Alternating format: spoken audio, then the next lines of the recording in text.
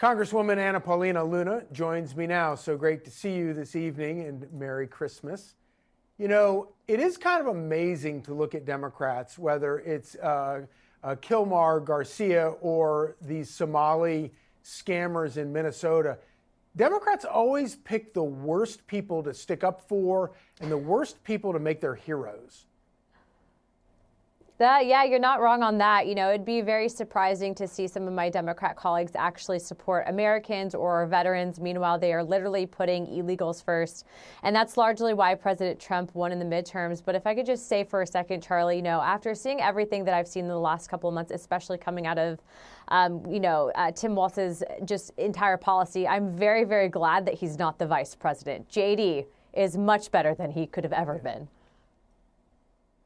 No, it's really remarkable, but it's also important to remember that, you know, he's been governor there, and so many of the people that have been caught up in this scam have been political donors to him and to Ilhan Omar, and it does make you kind of stop and wonder. And of course, we're talking about tax dollars that all of us across the country have paid to the federal government that got funneled through Washington, D.C. into the coffers of these donors, apparently powerful donors, who are managing to get Tim Walz and Ilhan Omar to do what they want to do what they want in terms of getting money back to them, and that's how they've managed to steal the money.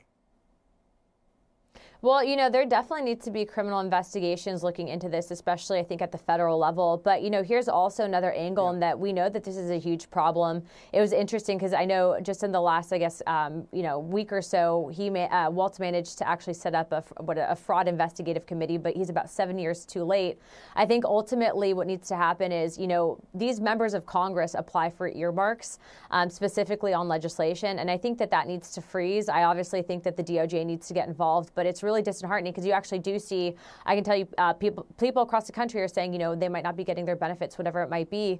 You have veterans that are homeless right now, and whenever that fraud takes place, you're literally taking away from the people that need it the most, the people that have served our country and Americans that have paid into the system. Yeah, and it's a complete scam on not only the rest of us, but also so many of their own voters who got lied to. But we very much appreciate I know that you are keeping a close eye on that, and we'll help get to the bottom of all of it. And Merry Christmas to you. God bless. Thank you. Click here to subscribe to the Fox News YouTube page to catch our hottest interviews and most compelling analysis. You won't get it anywhere else.